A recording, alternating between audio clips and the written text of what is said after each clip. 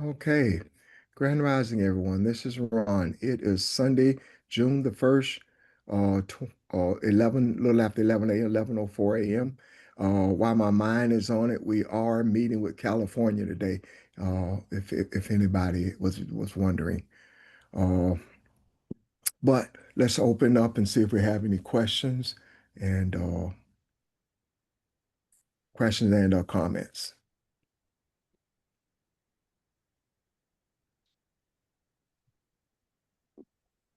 Would you do an overview from yesterday?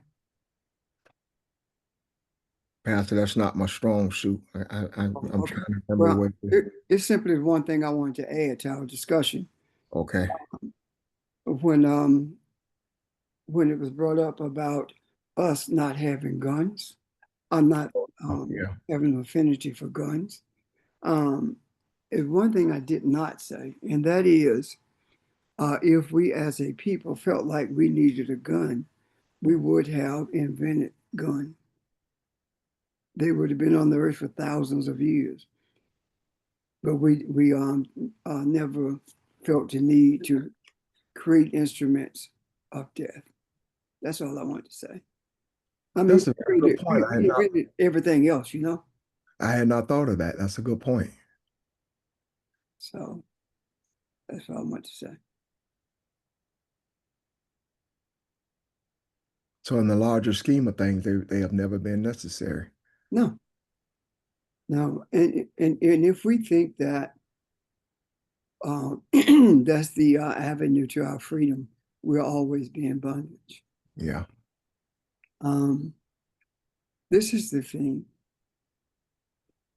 The European mindset believes that they cannot be defeated or they cannot be brought to a place of humanness unless the others have a weapon as well.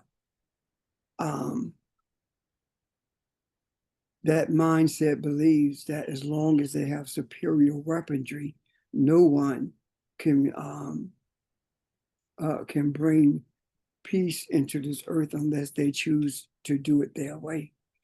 And I'm saying that the era that we are in and the signs of the times for this space in time tells me that uh, it's a show me thing, and that we are going to um, bring that attitude to heal without having to go to war in a physical way, and that's is coming by way of our spiritual essence. So I believe that we were conquered in the beginning because we were shocked by what we were facing. Yeah. And that shock is over. And now we understand what we're facing. And we also understand that without the presence of and interaction with the ancestors, nothing will change. So that is the weapon of our warfare. The weapons of our warfare are not carnal. Questions or comments about that? I think that was one of the things that was said. Yes, in fact, you said it. I had not ever considered, and that was the world was captured, or the Kabbalah was defeated because of love and kindness.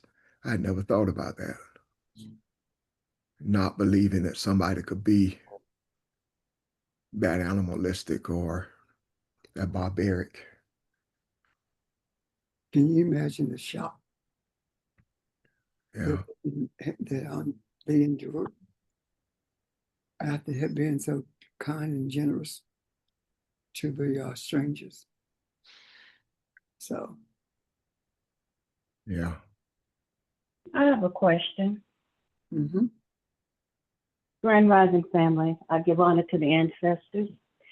Um, it's out. I just want to say that a lot of melanated people sold us out as well. And that's how I too believe one of the ways that the Europeans conquered or got into our heads or stripped us from everything, basically. Because I know everybody who looked like us ain't us. So I don't want anybody to think that some of us is just dirty, low down, and we're sellouts. So I just wanted to make that point. Can I ask a I'm question done.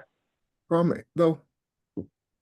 Before Sure. Pastor respond to it, do you think that happened before or after they were introduced to guns? You know, do you think the guns came first and the killings came first? Because if you look at North America, if you will, the natives here, or not natives, the indigenous people here, excuse me, uh, you can say that they also had sellouts, but it was after they had seen massacres. It was after they had seen uh, what they thought was inevitable, and then they took a side based on those thoughts.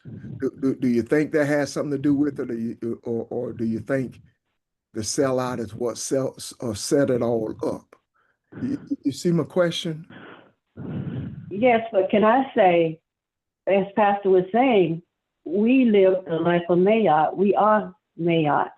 And once we got in, once we started on this, coming to us with shiny stuff and all kind of stuff to draw us to them, and us showing them how to be civilized, that's when we had a bunch of sellouts. I believe it was once we got in, we started mingling with them, with the Europeans. May I address I'm that? done. Sure. When the contact was made, they were not drawn to us. I mean, they didn't offer us shiny things because they had nothing. They had absolutely nothing to offer anyone. What they realized is that the people with whom they had come in contact had everything. And they saw the shiny thing. They saw the gold. They saw the metallurgy that was taking place there. They saw all the inventions, and they saw that we had in-house water. We had bathrooms, literally. They saw that. So it wasn't them offering us something, it was them taking from us. And the violence that was perpetrated on us, the thing of which I was speaking of as a shock, was something foreign to us, but it was something real to them because that's how they interacted with each other. If you do would you mute your phone, please? If you do a deep dive into that history, you will see that they were brutal towards each other. If they saw someone with something that they desired, they took it, even if they had to kill them. They were extremely brutal to their women. Women was treated as slaves, actually, as sex slaves, really. The early history of Europe speaks volumes about the barbaric nature of that European with that kind of mindset.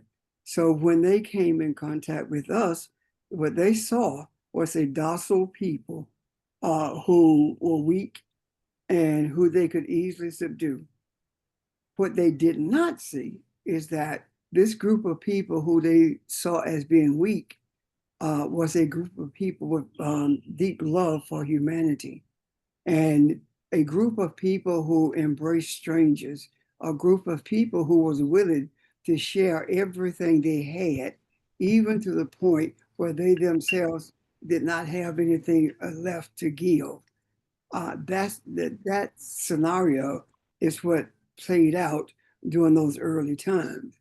Now, after the contact and the brutality took place, it is then that men watched their families murdered, beaten to death, clubs, brains beat out in front of them, females burned at the stake, men skinned alive. They watched that, and they had a choice. You can watch your family endure all of this, or you can tell me where the goal is, or you can tell me, keep me informed about rebellions, that kind of thing. So the people who sold out or who became compliant with them was no different than what happened in South America with the Catholic Church, forcing compliance through brutality. Does that make sense, Ms. Evelyn? Yes, it makes a lot of sense. But I just felt that well, as far as us having the gold and the shiny things, I didn't think about that part, but I do know that we had a bunch of sellouts. So that was my main point. Because it's not like that. It's not like that we were so gullible or whatever, and we were, but I know that there were sellouts in the family. That's all I'm saying. Thank you. Yes, there were, but under what circumstances? That's the question. There were sellouts, and there still are, but I prefer now looking at them as embracing a European mindset, due to force, because you can't do that knowing what's going to happen without force. And it became a normal thing. For example, when Digmont Basie was planning a rebellion in Charleston, he was at a bar talking with some of the people who was going to join it with him. And one of the enslaved men overheard what they were talking about. And when I say bar, of course, it was a juke joint, and overheard what they were talking about. And what happened is he went back and told his master what the plan was, and told them it was Deacon Vasey. Would you mute your phone, please? And told them that it was Deacon Vasey who was planning it.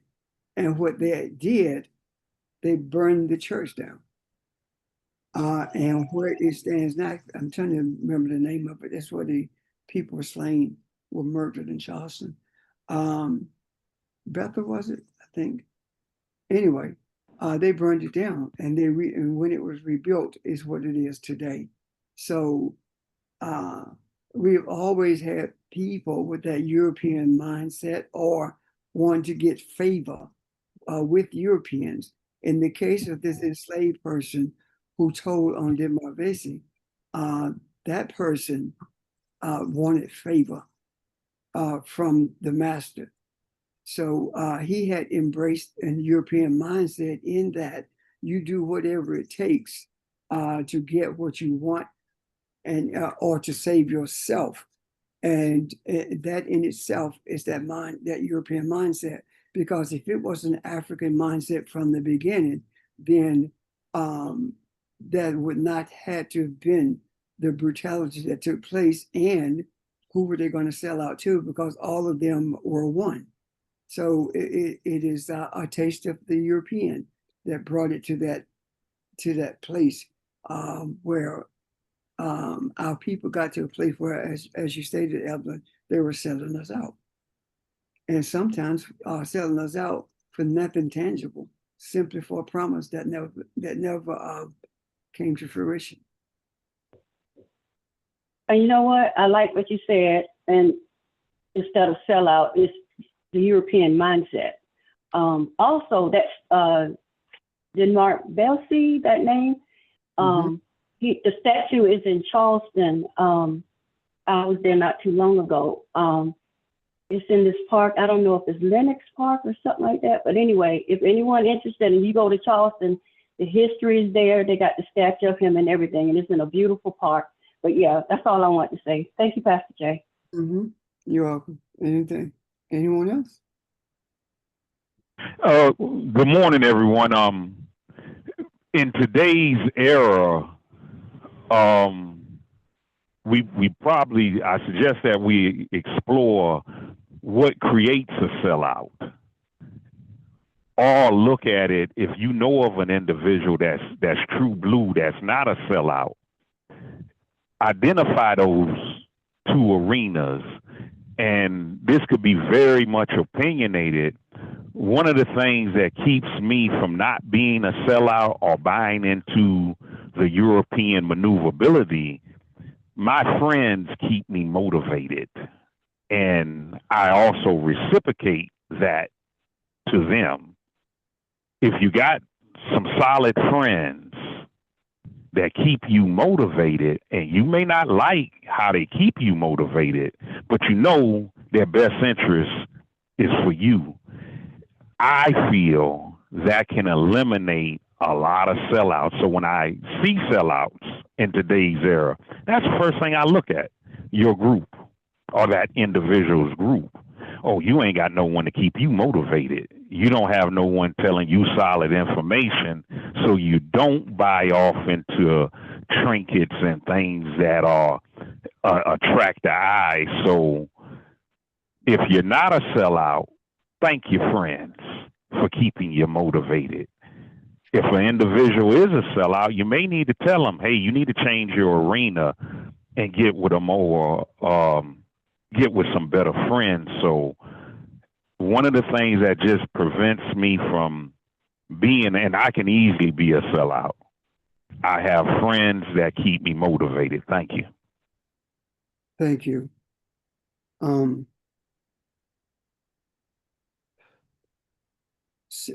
Selling out, being a sellout is not a question of motivation as much as it is a question of choice.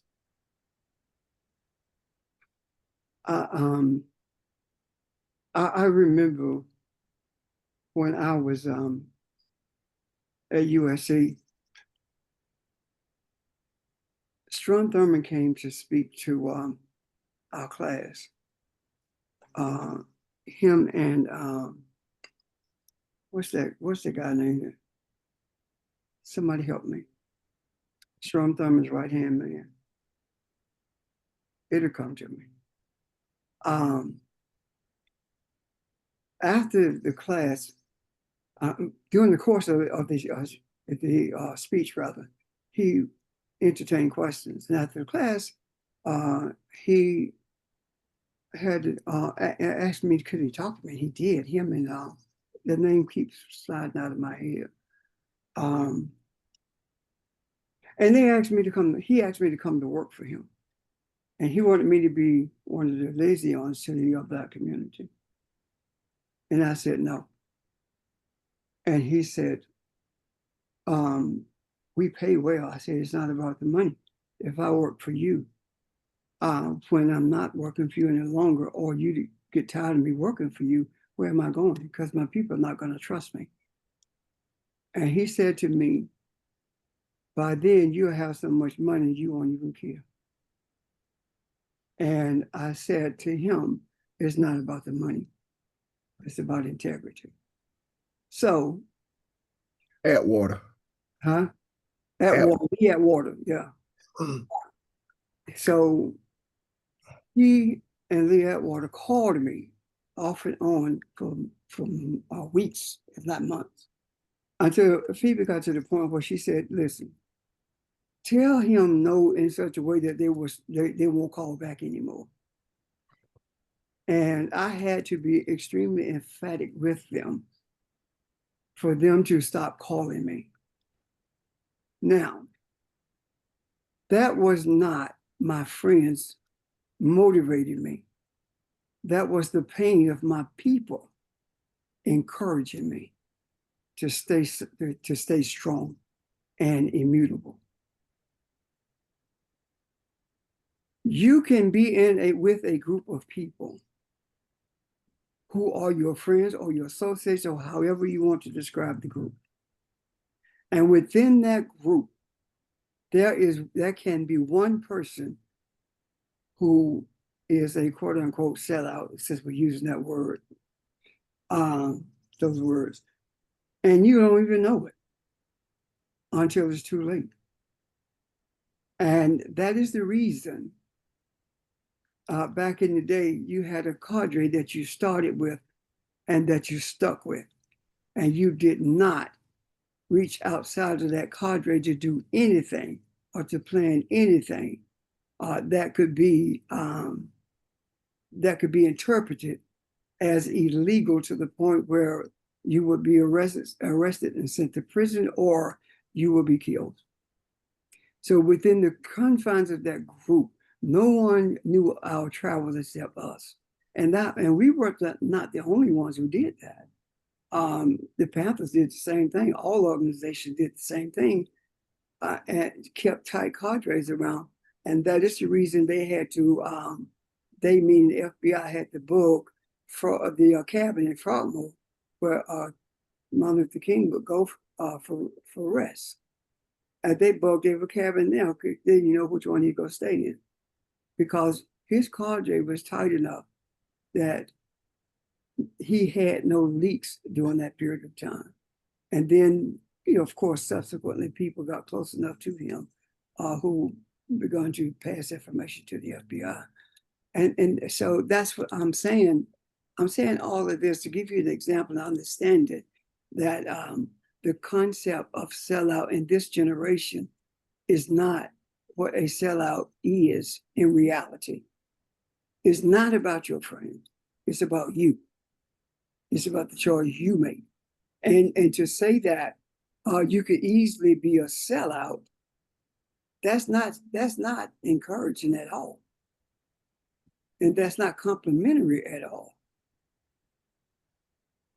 So I'm done. Questions, comments?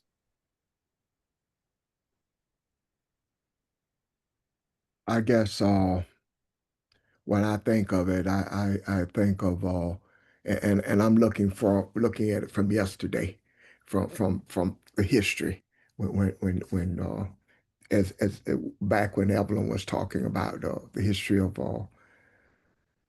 Kavalon and how this thing kind of started to unravel a little bit. How much of that was fear though? Because you can't, and I too don't like the word sellout, but you can't reach that place of compromise until you see a duality. You see something else that you've weighed against something, and you think you're making the better choice for self, and a lot of that may be motivated by fear. So I don't know. I guess the better part of me wants to see this as negative as it is. I want to see it that they were doing it to survive, or what they thought was to survive.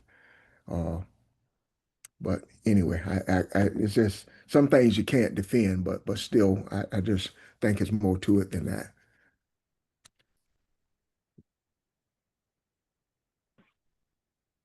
Ron, this is Evelyn again. Pastor really, to me, he summed up, not sum up, but the things he said that causes people to become, to get a taste of that mindset / sellout. It's about survival. Because like he said, they were threatened about their family. We're going to kill your family. We'll kill your whole bloodline if we could. So the answers that he gave, they resonate with me. So Yeah, I can understand when it comes to family, that's sensitive.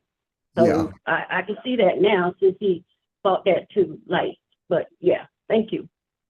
And I guess my, seeing a difference into what the kind of things that we see now, Evelyn, the things we see now, I think are true sellout just because of greed but anyway, I kind of agree with you, Ron, that there's a little more to it. I think yeah, that, I mean, it happened the way it was supposed to happen. Everybody has to find their path. Um, Even though that path can take you to some dark places sometimes, um, it's your journey.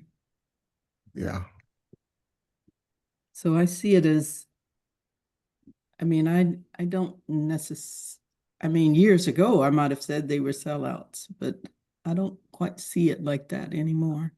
don't. Yeah.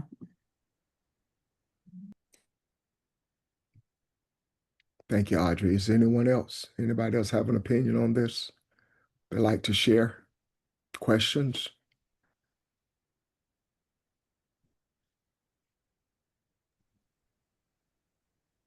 Yeah, Ron. I saw the same. I didn't see it until Reb spoke of it, and that does make sense because when your family or your friends or someone you're close to, the European mind threaten that to make you go into the mode of doing whatever it takes.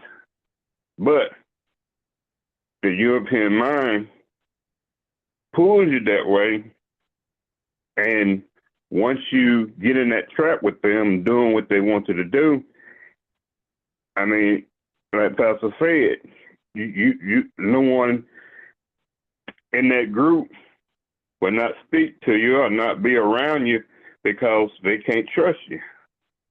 Yeah, exactly.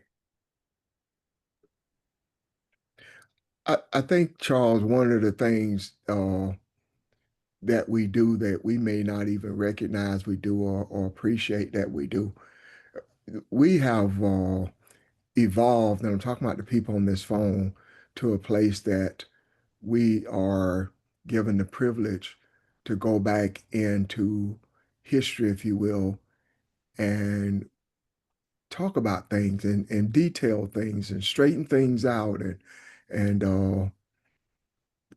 this is a big one because as has been said, uh, the trust now and the fragments now that's in our neighborhoods and our people, and so getting to the root of that is very important. So this is a worthwhile discussion rather, and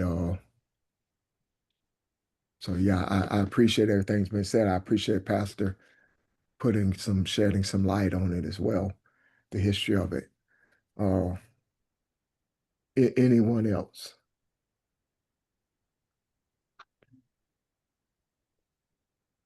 I believe that it is improbable, if not impossible,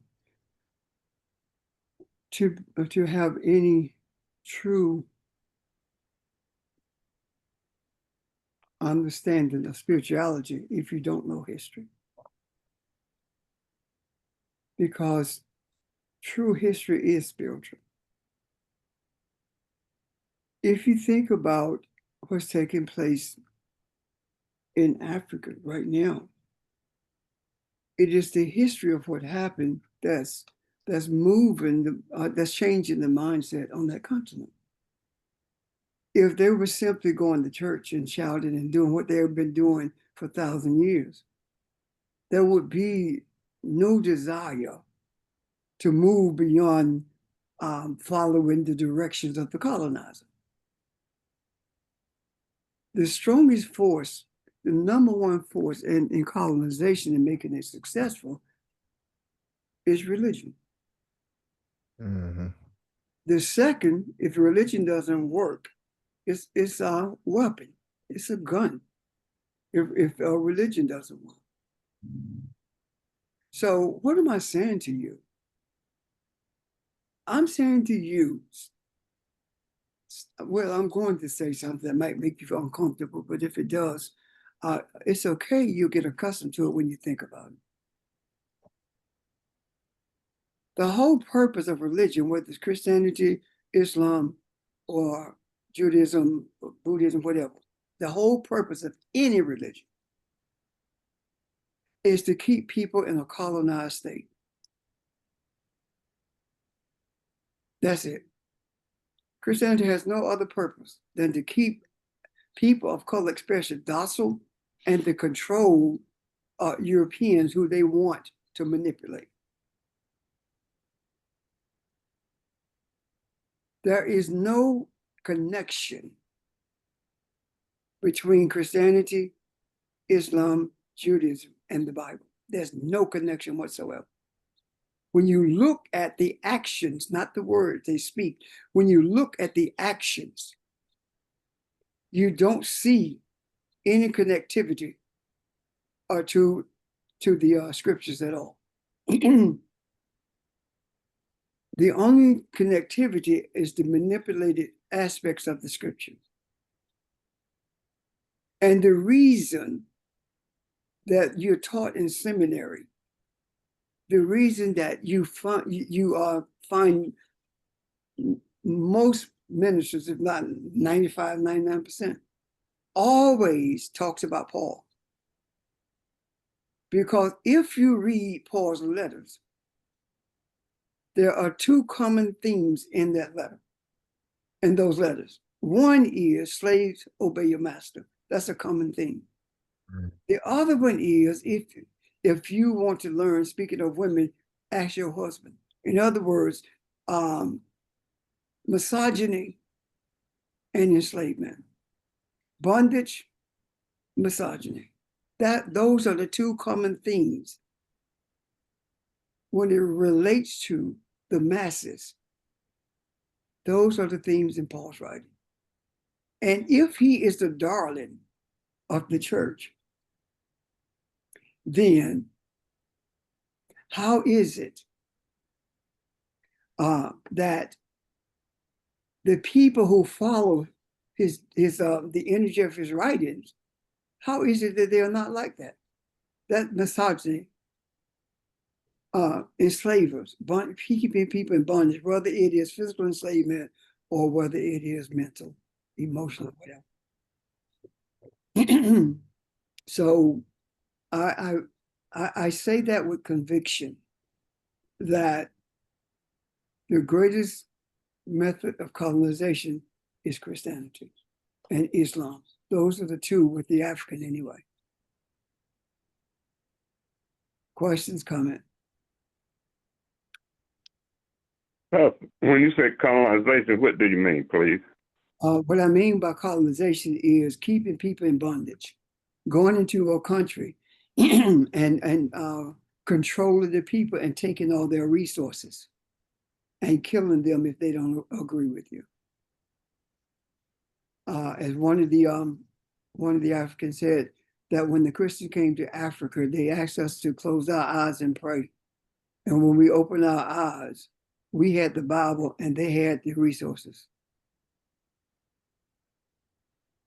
So I can see that is a reality. That's all. And if we are not going to be truthful, totally truthful in our desires to continue this journey and understand the difference between the mindset of the European when it comes to dominion or dominating and the mindset of the African. One is dominating humans. The other is exercising dominion over the earth. Meaning that all things are under your feet, but it's not for you to trample on. They're under your feet for you to interact with in a very positive way. And when we talk about being one with nature or being connected to the land, That's what we're talking about. I'm done. I hope that helped y'all. Yes, it did. It helped. Thank you. Good question, Charles. Anyone else?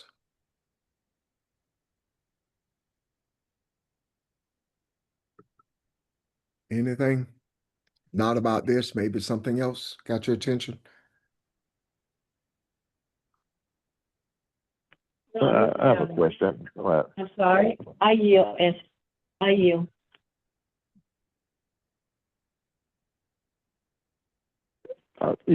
just thinking, I know we were talking about the European mindset, and it looks like just on the surface that America, we're still stuck in the European mindset. But when you look at the actual Europeans of today, they've evolved a little bit in the sense of taking care of their people, embracing feminine leadership, and some of the mindset they're having now seems to have evolved, and it seems like there's a shift there. Why are they, since they were the originators of that, why does it seem like they've sort of moved beyond their initial mindset to evolving to a mindset of taking care of their people more and embracing? When you look at Germany and other countries, they've embraced the concept of having, female leaders.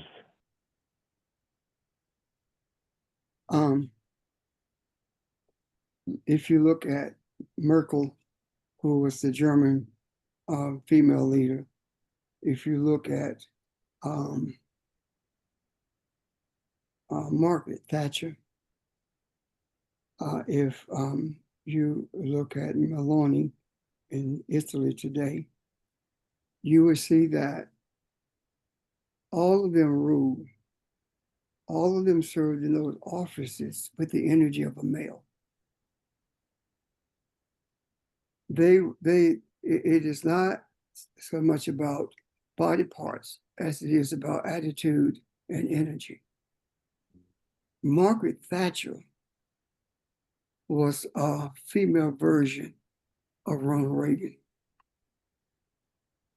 And the reason Hillary really lost is because of a masculine approach to the issues that was at hand during that period of time.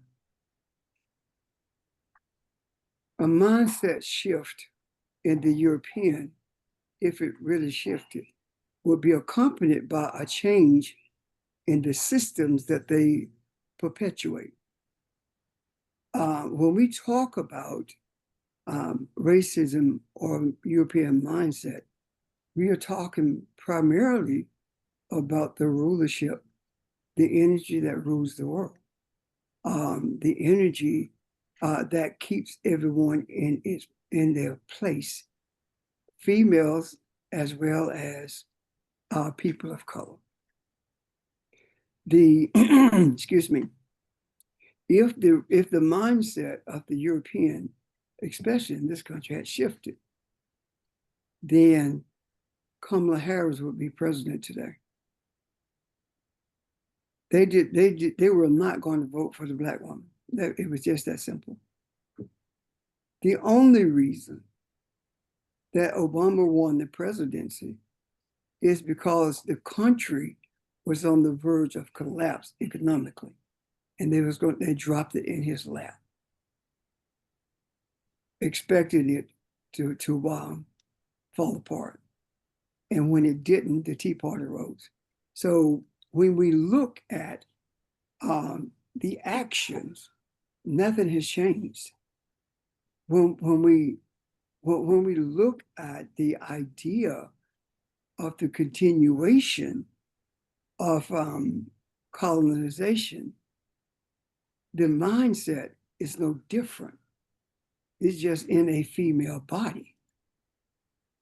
but the energy of it is not feminine at all because it's not nurturing.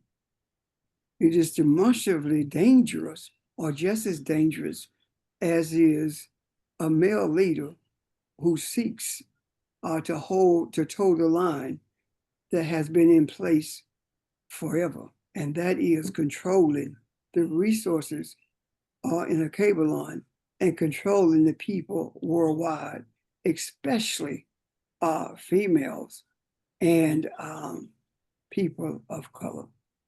And when you look at the European female mindset, she has bought into the idea of misogyny being the way of life.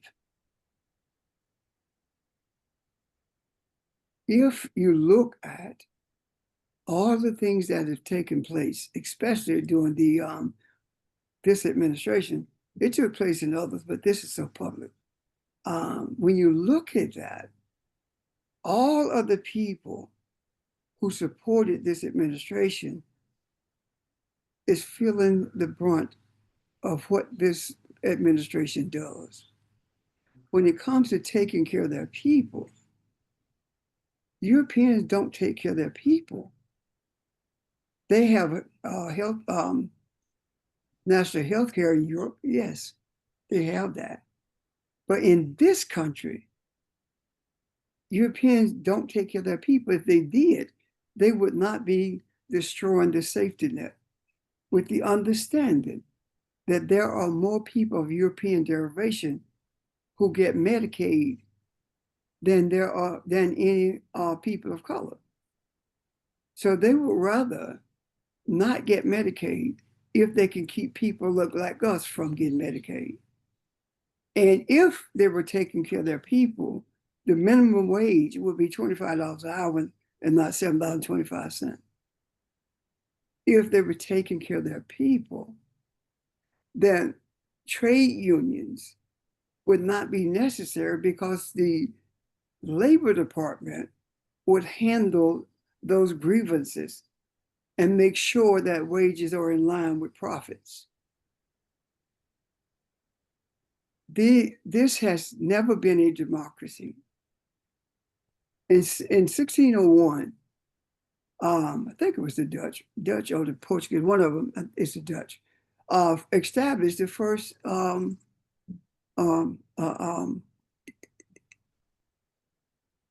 what you call Wall Street, whatever it is. I can't think of the word I'm looking for.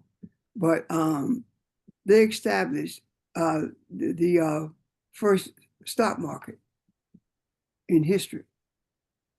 And that stock market was established because the whole system was based upon every man for himself. And this market was established in order for the wealthy to maintain control of all of the resources and assets of the nation. And that has morphed into capitalism now, and it's the same principle. So nothing has changed. What has changed is the physical makeup of the ones who are in office, such as Merkel and Margaret Thatcher and Meloni in Italy. Does that make sense to you, S? Yeah, it does, and I guess I'm looking at who the messenger is there versus, a man could do the same thing, and there's certain things they've adopted that we could adopt here too. But I think I was just looking at more on the lines of, who they select as the messenger. When you look at other areas that, like here. Everyone's sort of designated, but we weren't willing to go that far as who our messenger is. Right. And see, the messenger is not important. What's important is the message. Because the messenger was Obama. But the message was to kill Gaddafi. And I don't want to get into the weeds on that and how African leaders played a role in that. But the message is what's important.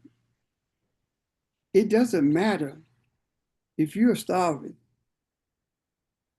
It doesn't matter who brings you something to eat, as long as they brought you something to eat. But if the message is, I'm going to let you starve, and the actions speak to the message, or the message is, I'm going to feed you, and the action does not match the message, then you die from starvation. The system has to change. This is a systemic issue. And this systemic issue is based on Christian, quote unquote, values and defended by the military. I'm done. I hope that is clear to you guys. Thank you, S. I just add a comment. When as you're talking about Europeans taking care of their people, well, that's happened in the US too. In the last 40 years, it's become a little more complicated because it's been as Pastor was talking about, not increasing the minimum wage, but that's all based in racial stuff because they didn't want us to have any more money. But when you think about it, Europeans in this country have always taken care of the Europeans in this country, because through the slavery era, they had everything.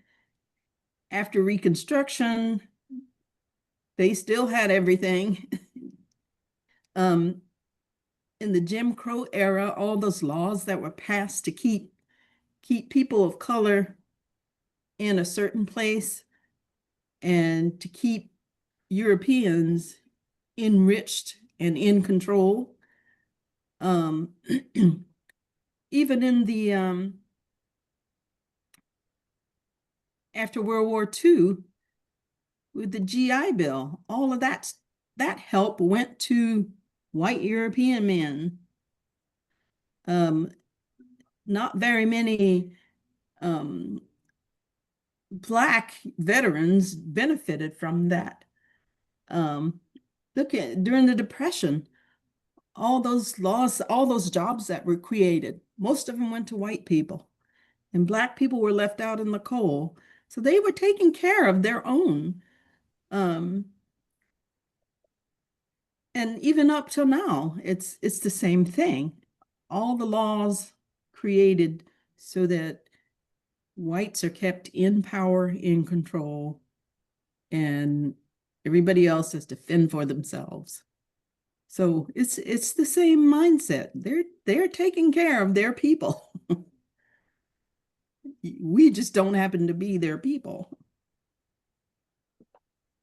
Anyway, that's all I wanted to say. Thank you.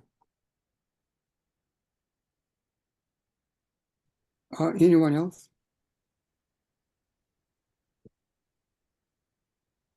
I seen what Audrey was saying, and what makes it so bad, Trump is showing it more than now than any time.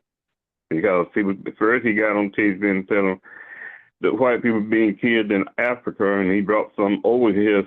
You know, they were telling the same thing to it. Found out that with no black people, with no black people killing no white people,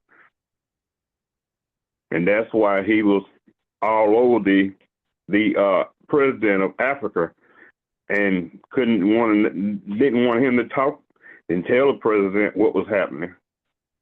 And so they always been taking care of their own. I'm finished. There's another side to that though. That they and Audrey was exactly right. They've always taken care of their own, but that was a reason behind it, wouldn't you say? Like for example, uh, the average uneducated, poor Southern European is the foot soldier. He's the one that enforces segregation. He's the one that uh, has the gun and the energy for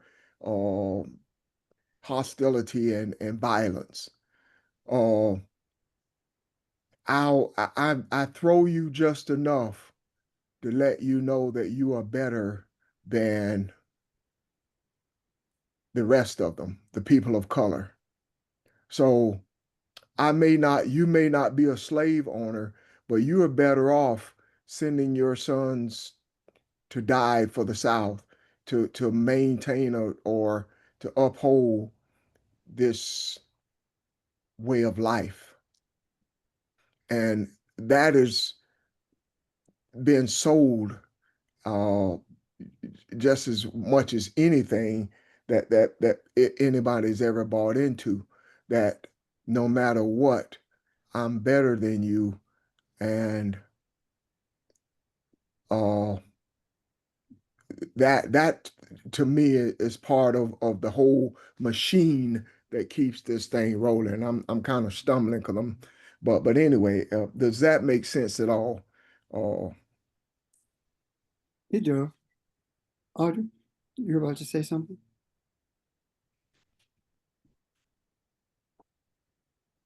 Um, yes, I was, but I lost my train of thought. Sorry. That's okay. I'll think of it. Okay. Well, when Audrey was talking, what came to me was the New Deal. Everybody talks about that. But if you were a maid, if you are a farmer, you could not participate in the New Deal.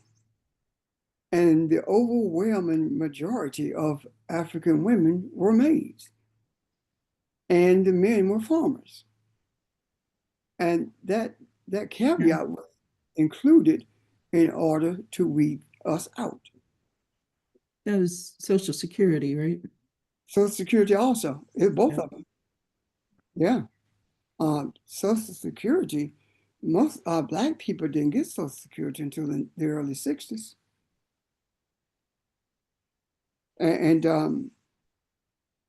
the GI Bill was not effective after World War II, except for a handful of Black men who fought for it, and they had to fight for years to get it. But as far as using that GI Bill the way that white men were able to use it to buy homes, which build wealth, or to start a business, which builds wealth, that was a no-go for us. My God, my uncle was one of the first corpsmen in the Navy, and my cousin was a first sergeant in the Army during World War II. And both of them came back wounded.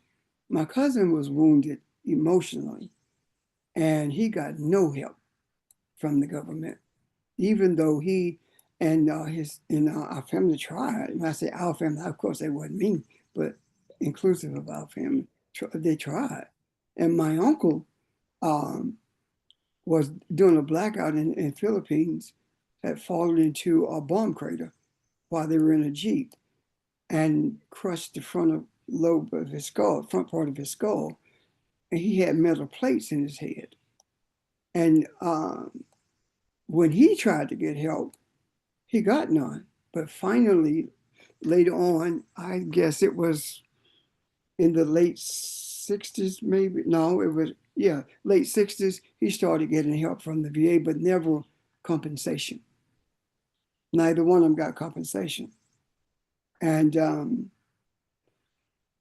he had, if he caught a cold, congestion would get behind those plates, and he would pass out from the headaches, and nothing would stop him except to clear that congestion.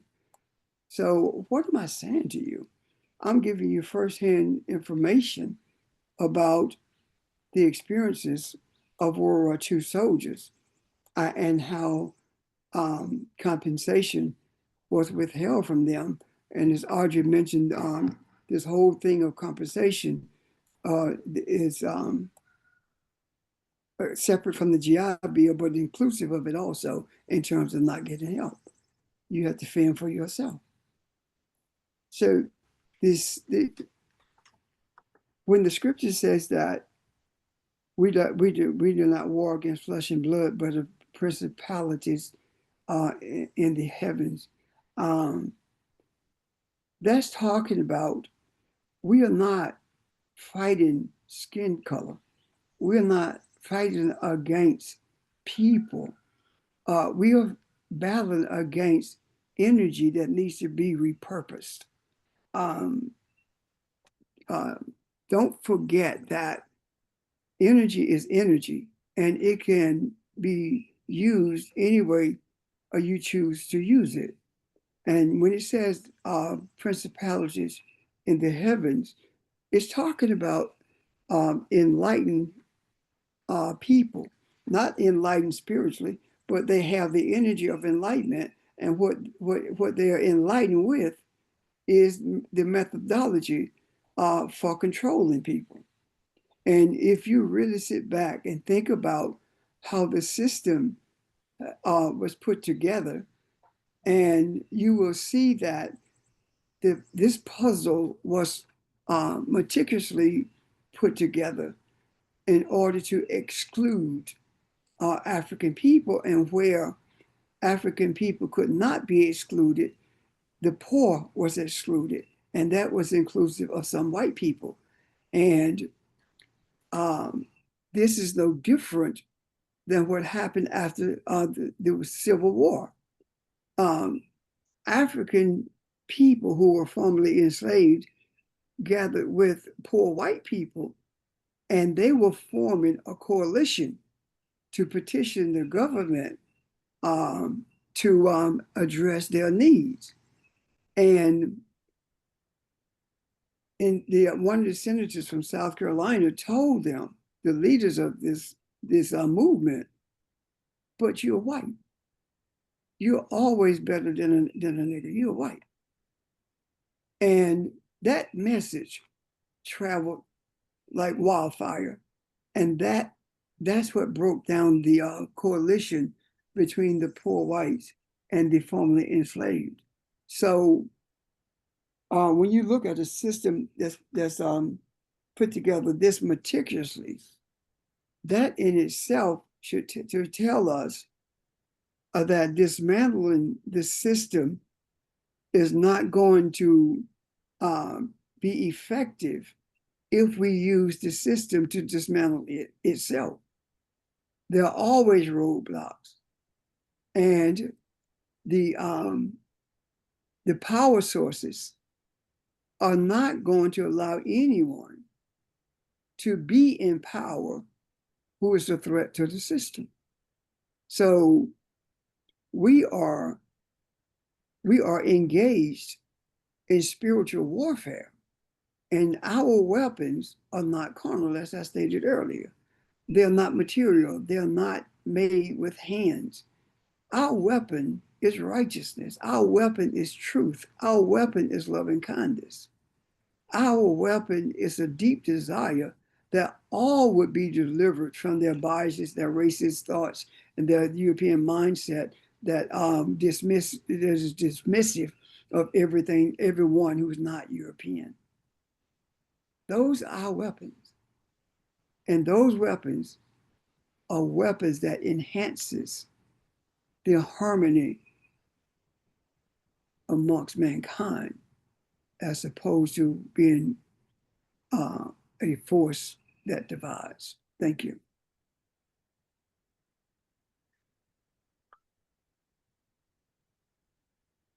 I have a question. Okay. I yield. No, I was about to come to you. I remembered you had a question. I was about to ask you. Yeah, but I have a new one. So, Pastor Jay, will the European mind always exist? Yes. It will. It won't exist in control, but it will exist. And it will exist until people make a decision to change, or that melanation takes over the world. Melanated people take over the world? Now, melanation, people becoming melanated as a result of Okay. intermarriage. See, the thing that one of the stumbling blocks we have is looking at white people when that's not the focus. There were no white people before the 1700s. There were people from Europe. There were people from Africa, Asia, China, etc. That the white was introduced into the social construct for the purpose of superiority, for the purpose of dividing, for the purpose of justifying the notion that Africans were subhuman. So when we talk about white people, we are talking about a social construct of white superiority. And that white is a philosophy. It is not a group of people. It is a philosophy. It is an ideology that creates division. The people are European. If we are African and we are in this country, why is it that the colonizers who control this country, white people, are not Europeans? So we are talking about, when I talk about the European mindset, we are talking about an ideology that does not have the benefits of mankind in mind. An ideology that would do anything to control everything. Does that make sense, guys? Yes. Yes, that makes sense. So we have to shift our mindset. We have to stop reinforcing the ideology of being white, and teach ourselves to use the term Europeans. Because I say to you again, this is a colony. Europeans are not indigenous to this landmass. They're indigenous to Europe.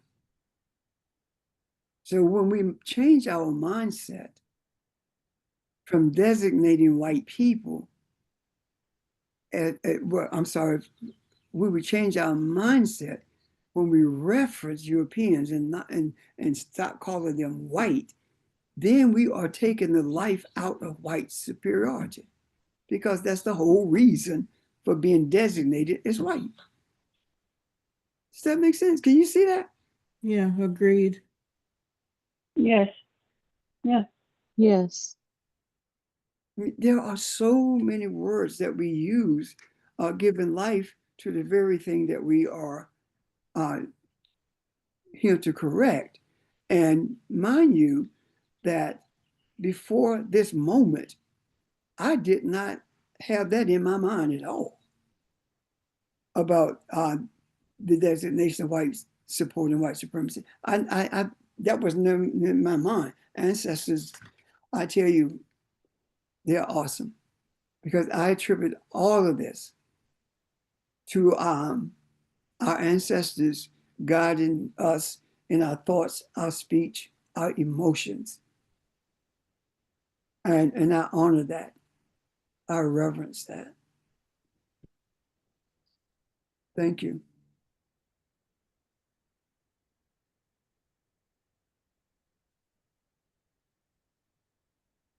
Ron?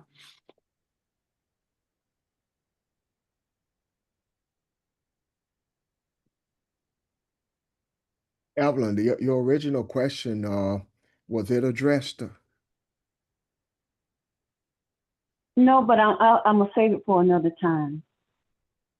Okay. What's your But original? thank you, appreciate it. Okay. Well, I just rather wait till the next time. Okay.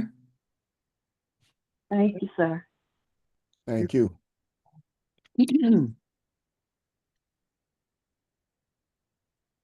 Um, I don't wanna put us on the spot, but S, were you done with your question? And was another part of that that you wanted to address? Or would you? Well, I mean, I guess from the perspective, not to go too far into it, I just think when you look at present day, we know the history of the European mindset, but we can't argue that they just right now they just have a better quality of life. That's what I was just more of. But I definitely understand the mindset. But I think when you look at the quality of life of the people there currently, how they evolved, and we're going backwards, it just seems like they've done something a little differently than we have here, whether it's socially, food. Just I was looking more along the lines of the quality of life of their people and how their peoples Now you mean in Europe, right? in Europe compared to here. That I guess that was I did a bad job of pointing that out. I guess that's what I meant earlier. Somehow, some way they've shifted to where overall their people have a better quality of life. And we seem to be going backwards here when it comes to whether it's greed, financial, everyone trying to assimilate to a certain standard here. And that's I guess that's what I was looking more at than from the spiritual perspective. But it just seems like they have shifted their mindset to where people living there just compared to us because of other factors, the quality of life. Are you talking about white But people? that's it. Yes. Are you talking No, about I'm white just saying. people? I'm saying, yeah, European live like for I guess geography wise, and just living in, for instance, living in Europe versus living in the United States. I guess is what I was looking at Okay. more so, And, and and just go ahead, Dave. and so I was just saying, to get that quality of life, there had to sort of be a shift in mindset to where, like, here they try to work us all the time. We try to achieve this. We're trying to achieve this pot of gold, and they just don't have that mindset there. We try to eat a certain way. They have a different way of whether it's what they do with the food. Where you look at vacations, family life. It's just they've tried to improve their quality of life of the people living there versus here. We are putting our people in a constant struggle. Can you be describing the fact that maybe America is losing its influence on the world or on Europe? No, I was thinking. I think America's just gotten more. We've gotten more greedier, and we don't invest in our people here. And whether it's religion, whether it's leaders, that mindset is just has forced us to kind of suffer a little more. Where I think the mindset there is they're invested in their people more, and they're more focused on the quality of life. It's built into their culture now, where we have a culture of more greed and getting ahead. And I think racism exists in every country, and it's strong there, strong here. But I think just like here, there's a suppression of Black people that affects all people, but because it's suppressing us, they're willing to go along with it. You know, there's a suppression, but they also benefit from still wanting and directing them for a better quality of life, if that makes sense. Um, Go ahead, Audrey.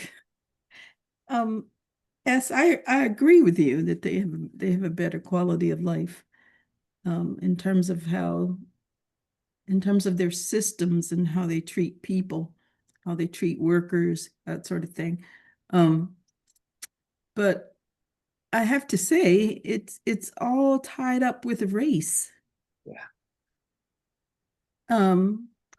European countries have been fairly homogeneous white forever. It's only in the last 50 years or so that they've had to grapple with people of color coming into their country. When they were, and during this last 50 years, their laws and things were already established in terms of what they wanted for themselves and for their people. In the United States, our whole system has been based on race since the beginning, which kind of makes the difference. And we have a capitalist system that's interested in making money over anything else, mainly. And that capitalist system having its origin in slavery. So I think because the European countries did not have hardly any people of color to speak of until the last 50 years, they didn't have to deal with that. They just dealt with making life better for their own people. So I think it's all tied up in race. I agree with you that it's tied up in race, because even if you go back to World War II, Hitler put over 100,000 Africans in the gas chamber. Nobody talks about that. And to this day, people from Africa, from the continent, and people who are of African descent have real issues in Europe, just like they do here. The difference is that when you travel Europe, for the most part, if you interact with people who look like us, they are people who work for corporations, just like they do in this country. They are people who have a comfort level, as most of us do, who, especially on this call. That's it.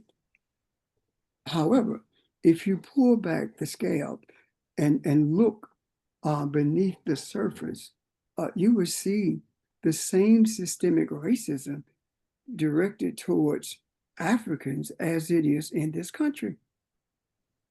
And the white supremacist groups in Europe, they are all over the place.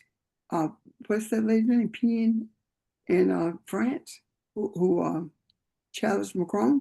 Le Pen. Le Pen, yeah. She is a white supremacist and does not make any bones about it. And with France is really extremely racist. With the French, yes, James Baldwin moved to France and it was better than being here. That tell you what it was like here. So when you at the surface of France, it doesn't look like that. But when you look beneath the surface,